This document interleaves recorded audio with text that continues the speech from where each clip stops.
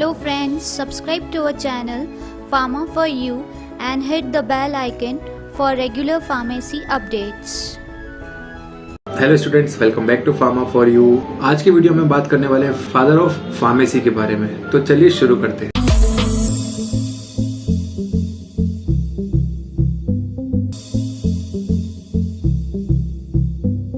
हम बात करने वाले हैं फादर ऑफ फार्मेसी। जब फादर ऑफ फार्मेसी का नाम आता है तो सबसे पहला नाम आता है विलियम प्रॉक्टर जूनियर। हम इनके बारे में बात नहीं करने वाले, हम बात करने वाले हैं father of pharmacy education in India. और वो और कोई नहीं, वो हैं एमएल श्रॉफ सर, महादेव लाल श्रॉफ। अगर हाइलाइट्स की बात करें, योगदान की बात करें इंडियन फार्मेसी एजुकेशन के अंदर, तो वो हैं पहली इंट्रोडक्शन ऑफ बैचलर और master courses of pharmacy in India, editing first copy of Indian journal, first president of pharmacy council of India, formation of Indian pharmaceutical congress association. So ये सारी highlights थी जो कि एमएल श्रॉफ सर ने India में किया। पर क्या आपको ये बात पता है कि उनका बैकग्राउंड फार्मेसी बिल्कुल नहीं था। वो बिल्कुल भी फार्मेसी बैकग्राउंड नहीं थे, फिर भी उन्होंने फार्मेसी के लिए कैसे इंडिया के अंदर इतना योगदान दिया और कैसे इसे आगे बढ़ाया।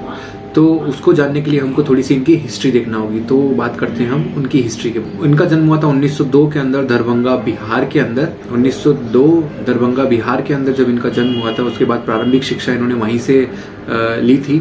अपने 1920 में इन्होंने इंजीनियरिंग की थी। वो की थी इन्होंने बनारस हिंदू यूनिवर्सिटी से, की बहुत जानी मानी यूनिवर्सिटी है अभी भी। गांधी जी के विचारों का बहुत ज़्यादा प्रभाव पड़ा था एमएल श्रॉफ सर पे, जिसके कारण उन्होंने ये सोचा कि वो बाहर से अच्छी शिक्षा लेकर भारत के अंदर आके उसका इस्तेमाल करेंगे। तो इसीलिए उन्होंने सबसे पहले बाहर जाने का प्लान किया। सबसे पहले वो गए हांगकांग, चाइना, उसके बाद वो गए जापान, जहाँ पे उन्होंने लेक्चरशिप ज्वाइन करी।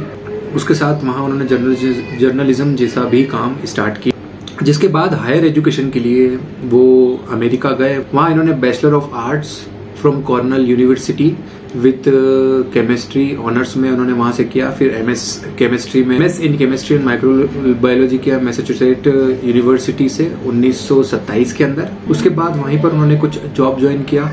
जिसके बाद 2 साल के बाद 1929 के अंदर वो फिर भारत आ गए। गांधी जी से प्रभावित तो पहले से ही थे वो। गांधी जी के प्रभाव के कारण उन्होंने इंडिया आने के बाद सत्याग्रह मूवमेंट को ज्वाइन किया, जिससे उन्हें कुछ जेल भी हुई 1930 के अंदर। फिर जमनालाल बजाज ने इन्हें पंडित मालवीय जी से मिलाया, जो कि वाइस चांसलर थे बनारस हिंदू यूनिवर्सिटी के, जहां से उन्होंने इंजीनियरिंग। फिर वहां उन्होंने अपने वीसी को कन्विंस करके 1932 के अंदर एक सेपरेट फार्मेसी की ब्रांच बनाने की रिक्वेस्ट करी और एक 1932 के अंदर एक सेपरेट ब्रांच बना दी गई फार्मेसी के लिए बीएचयू के अंदर, जिसके अंदर फार्मास्यूटिकल केमिस्ट्री पढ़ाया जाने लगा।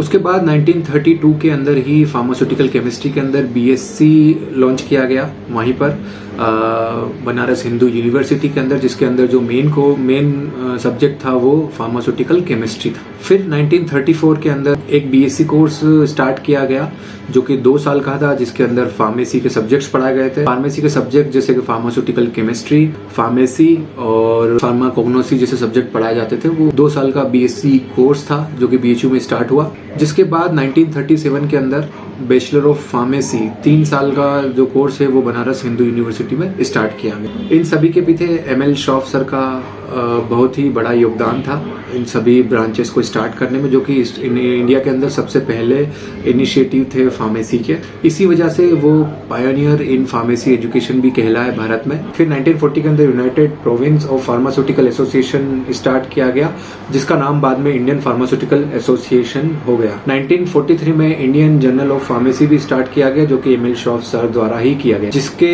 वो एडिटर इन चीफ भी रहे थे, जो कि बीएचयू से प्रकाशित होता था। ये सब सारी चीजें स्टार्ट करने के बाद उन्होंने बिरला लेबोरेटरीज में चीफ केमिस्ट और रिसर्चर की और जॉब ज्वाइन। बाद में वो वहाँ के सेक्रेटरी भी रहे, सेक्रेटरी ऑफ बिरला लेबोरेटरी। 1949 के अंदर एमएल श्रॉफ सर ने ज्वाइन किया बिरला कॉलेज पिलानी, जहाँ पर भी उन्होंने एक ब्रांच स्टार्ट करी फार्मेसी की। जिसके बाद उन्होंने pharmaceutical journal of Indian pharmacist चालू किया और साथ ही साथ बहुत सारी फार्मेसी संस्थाओं के वो प्रेसिडेंट और वाइस प्रेसिडेंट भी रहे 1949 के अराउंड। ये सब करते करते निरंतर फार्मेसी के लिए सेवाएं देते 25 अगस्त 1971 को उनका देहांत हो गया। प्रोफेसर एमएल श्रॉफ का जो योगदान है फार्मेसी एजुकेशन के लिए इंडिया के अंदर, वो बहुत ही इम्पोर्टेंस रखता है और उन्होंने ही फार्मेसी की नींव रखी थी भारत के अंदर फार्मेसी की। उनके इस योगदान को हम फार्मासिस्ट हमेशा याद रखेंगे। और ये सारी बातें थी एमएल श्रॉफ सर के बारे में, जिनका पूरा जीवन फार्मेसी एजुकेशन के उत्थान और फार्मेसी एजुकेशन को भारत में चालू करने में ही लगा रहा। Thank you so much. ऐसी और वीडियोस के लिए हमारे यूट्यूब चैनल को जरूर सब्सक्राइब करें और इस वीडियो को अपने फ्रेंड्स के बीच में शेयर करना बिल्कुल ना भूलें। Thank you so much.